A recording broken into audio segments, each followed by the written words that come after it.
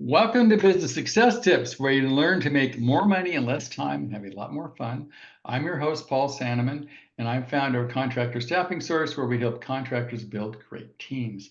My guest today is Marlys Arnold from Exhibit Marketers Cafe. Now, I'm sure everybody listening to this podcast has spent some money somewhere on some booth.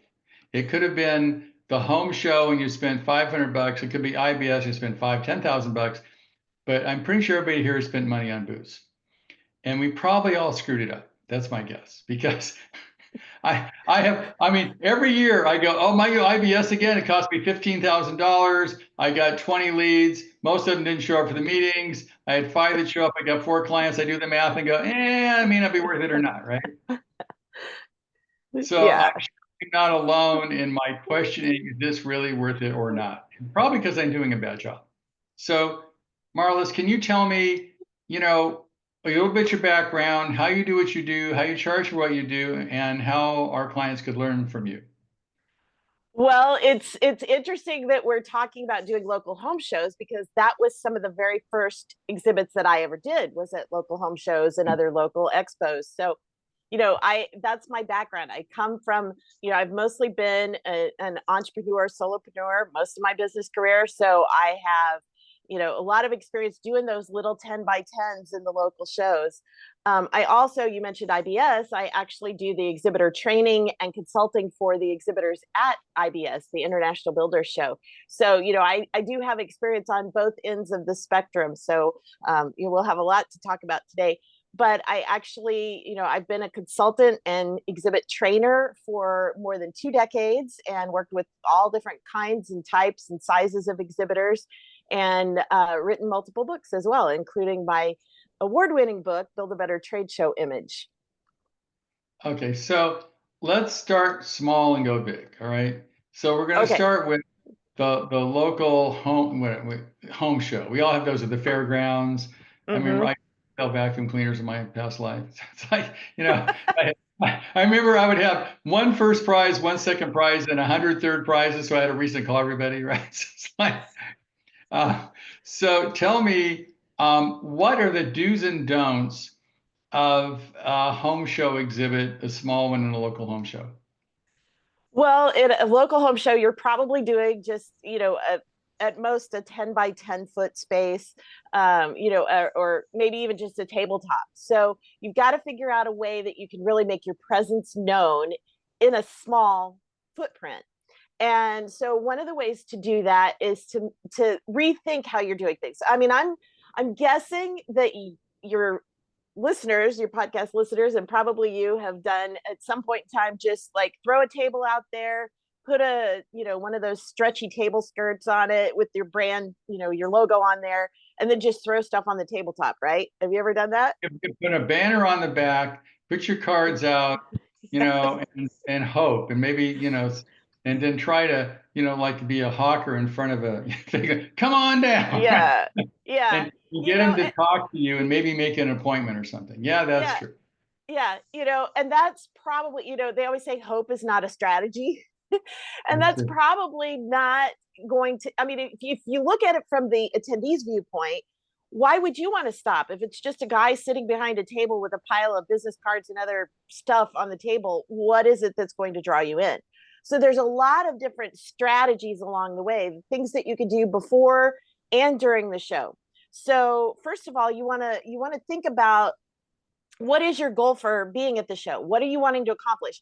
Are you just wanting brand visibility? Are you wanting to get your name out there? Are you wanting to gather leads?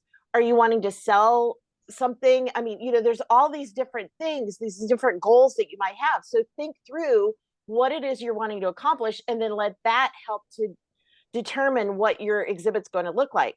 So if you want to gather leads, for example, which is probably what a lot of people are there for, you think about what is it that's really going to get people to interact with you? What is it? What's going to make them want to give you their contact information? Because the whole thing, so many times, especially like at home shows, somebody's just doing a drawing for, oh, win a free TV or something. It's like, okay, so you get 500 names of people that want a free TV, but how many of those people really want what you have to offer? Right. I mean, I made that mistake. One of the things I did learn is that our product is give or take, $17,000 to $20,000. People are not going to make that decision in 5 minutes at a home show. Right. No. So I decided, even IBS, I never try to sell. I just try to get appointments because there's no way they're Yeah. going to make a decision, and I know that. I just try to get an appointment. Yeah. Well, and exactly. If you're working in more of a business to business environment, booking those appointments, or even in a business to consumer, if you've got leads of people, if you've got prospects of people that you would like to meet anyway, throw that out there as, hey, come meet me in the booth.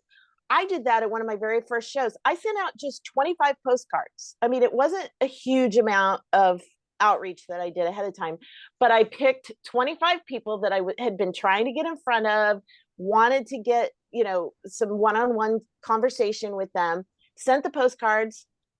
And I'll back up just a little bit. The show that I was doing happened to be over Mother's Day weekend. And it was, it was a consumer show, and there was not a lot of people. There were so many things going on. So traffic at the show was way down from what they promised us, first of all. But I had half of those people that I had sent cards to came to the booth, talked to me. Many of them said they didn't know about the event if I hadn't personally invited them.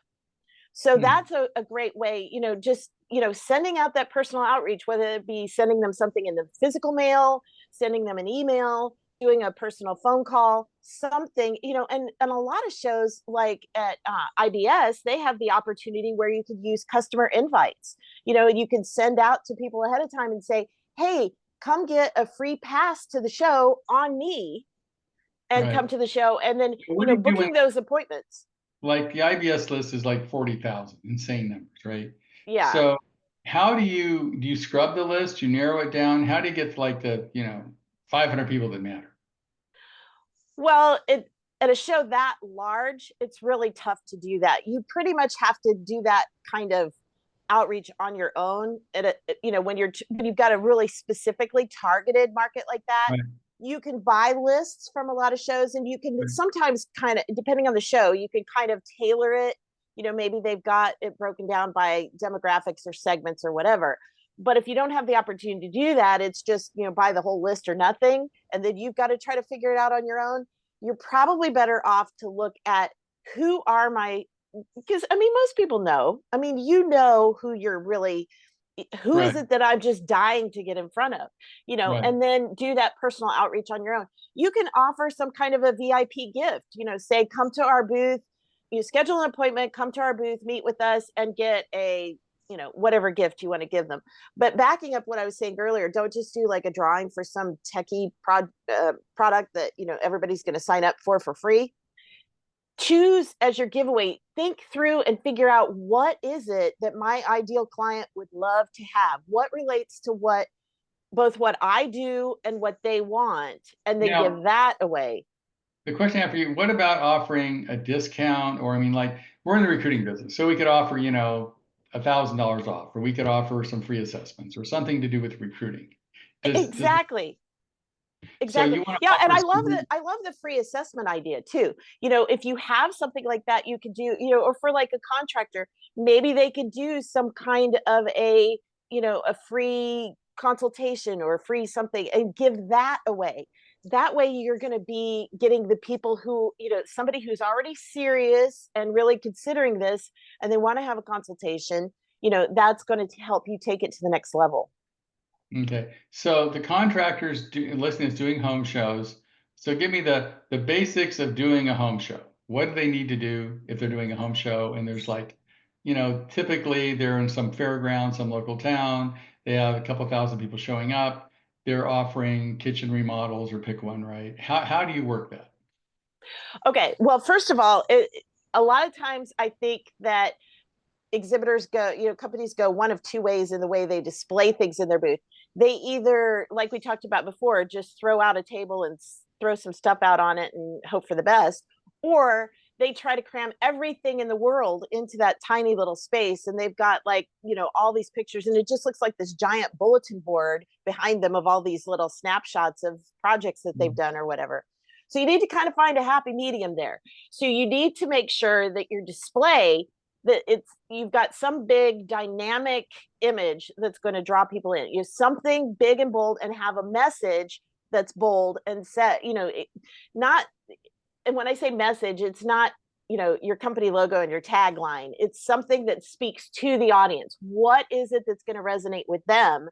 Have that message big and bold on your, on your So what would a remodeler put as an image? Let's say you kitchens and baths. What would they have at the local, home show to get people to want to come to their booth? Have a big dynamic image of one of your wow projects, or at most, like maybe like a 3-panel, 3 different examples of what you do. I realize you want to show things off, but having, 50 different pictures up there is not going to attract anybody from the aisle. You want to have those big dynamic images, and then have, like an iPad, or have like a monitor with a slideshow on it or something, where you can show more of your portfolio and people can get a little bit better idea. Another clever idea would be maybe do some kind of a gamification. So maybe letting people, take some kind of a quiz about what's your kitchen personality, or something like that, so they can kind of, for those who really don't have any idea what they're wanting to do with their project, they can take this quiz, and then you can come back and say, oh, you're a high-tech industrial kitchen, or you're a cozy kitchen, or I don't know what the categories would be. But so I guess the question is, how do you get them to engage with you? Because they're walking by booths going, fine, fine, fine. What makes them want to stop at your booth versus the other 40 booths they just walked by? well, several different things. Like we said, having a dynamic design, something in your booth that's going to catch their eye and attract them to you. First of all. Second of all, doing that pre-show promotion, drawing people in. Another thing that I did at one of my early shows, it was a small regional show, and it was bad because they had moved me to a different part of the show floor. So I had done pre-show promotion, but I wasn't even where I said I was going to be, because they'd switched my booth. But I did talking about gamification, I did a pre-show scavenger hunt on my website. So I sent out, going back to choosing my audience, I had sent these emails out ahead of time to people I wanted to meet with, and said, go to my website, answer these questions, and then come to the booth and get in a drawing for, whatever. So I started out that morning, and, the first person walked in. And while I was talking to her, I looked up, and suddenly there's 4 people in line, all holding their paper, waiting to talk to me. And next door to me was an exhibit of a big name, household name company. My booth stayed busier that day than theirs did.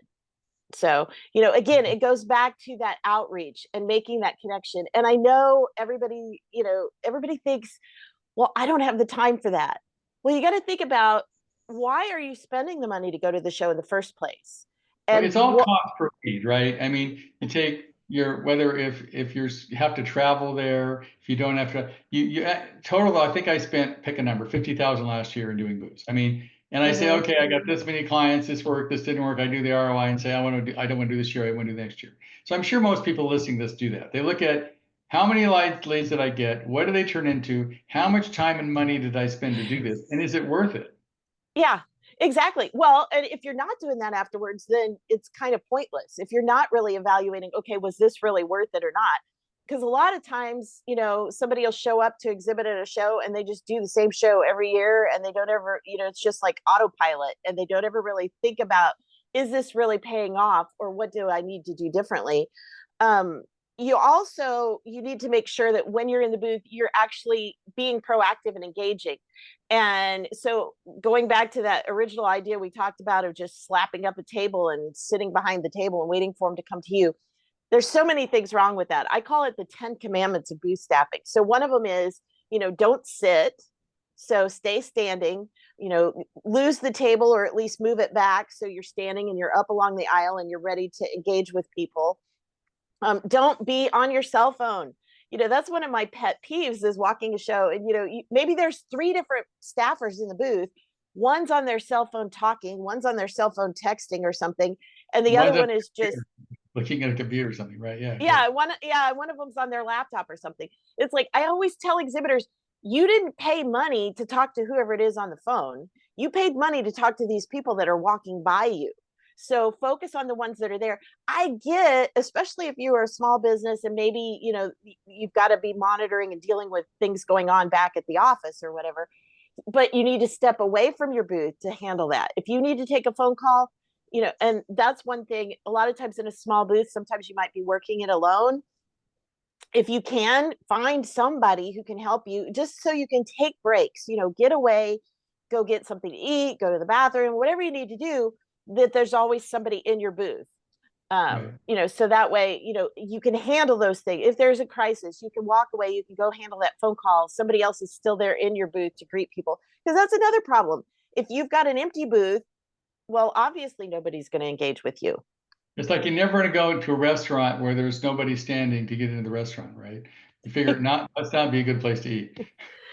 Yeah. It just, a lot of it comes down to common sense. You want to be standing, engaging, smiling, ready to interact, be friendly, all of these kinds of things. And, one thing I love to do is, kind of role playing with exhibitors ahead of time and helping them practice. What are you going to say? How are you going to attract people? Because the whole thing of saying, hi, just hi, how you enjoying the show? Well, that's not going to get you anywhere. You've got to have what I call an Just open say hi, line. what's your sign or something, right? Hi, what? What's your sign? Oh, yeah, no. I always say, when I say opening lines, I don't mean like come here often.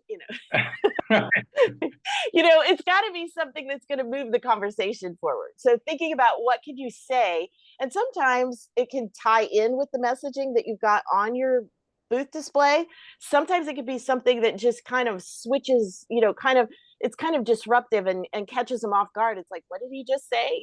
And then they're like curious and they're like, oh, what is that? If there's something about your business that's maybe unusual, or you've got some different spin or twist that you can use to kind of catch people's attention. This item here is giving us all ADD, right? By definition, Yeah. right? We have an attention span of about 10 seconds, maybe less, right? Yeah. So we've all been trained to, unless it draws my attention in the first 5 seconds, forget it, I'm not talking about it, right? And we all been, this is like everybody. This is like everybody. Yes. So yes.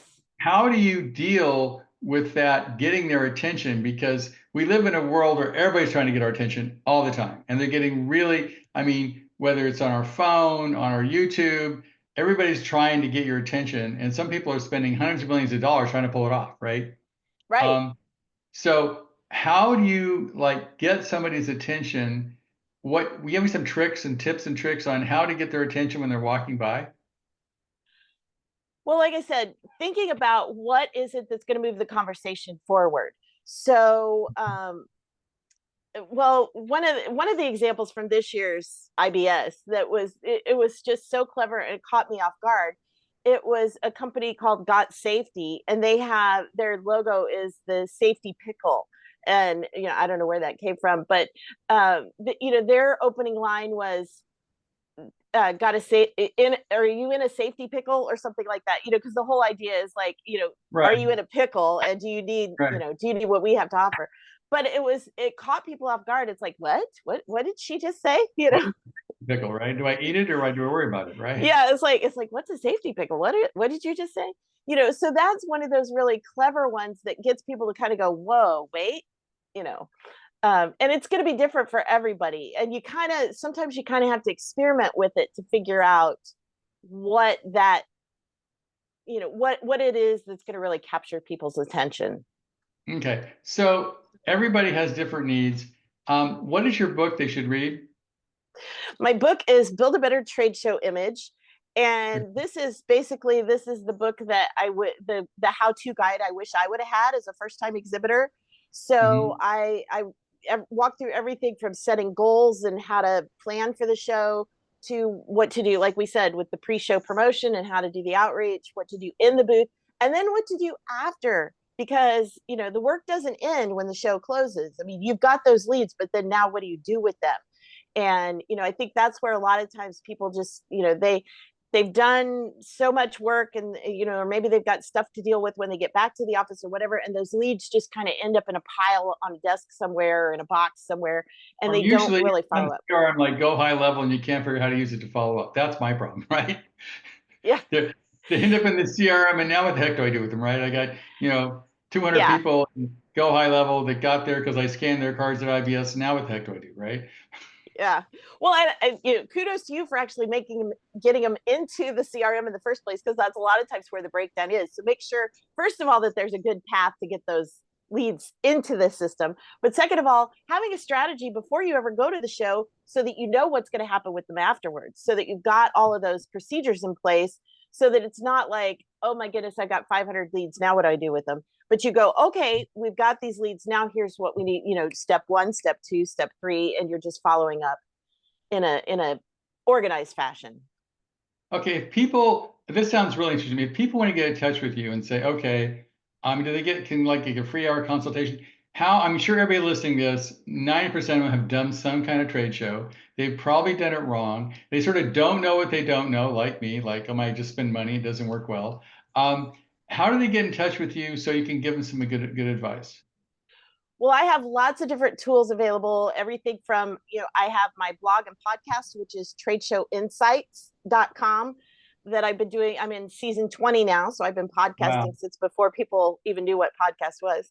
But so I have tons and tons of tips and resources within Trade Show Insights. I also, like I said, I have my book, Build a Better Trade Show Image. I have a second book called Exhibit Design That Works. That's all just specifically about designing the exhibit and how it should look.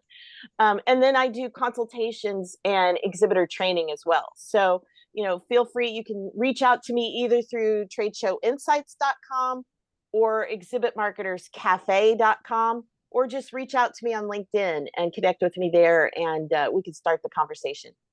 Great. Well, I advise anybody that does any kind of booth, if you don't call her, it's just not being smart, right? Because we've all spent a lot of money and we've all been disappointed one time or another, and it's probably our own fault because we don't do it right. So give her a call. I think you'd find that time well spent. I appreciate you being here. Well, thanks, Paul. I appreciate you inviting me. Hey, good evening.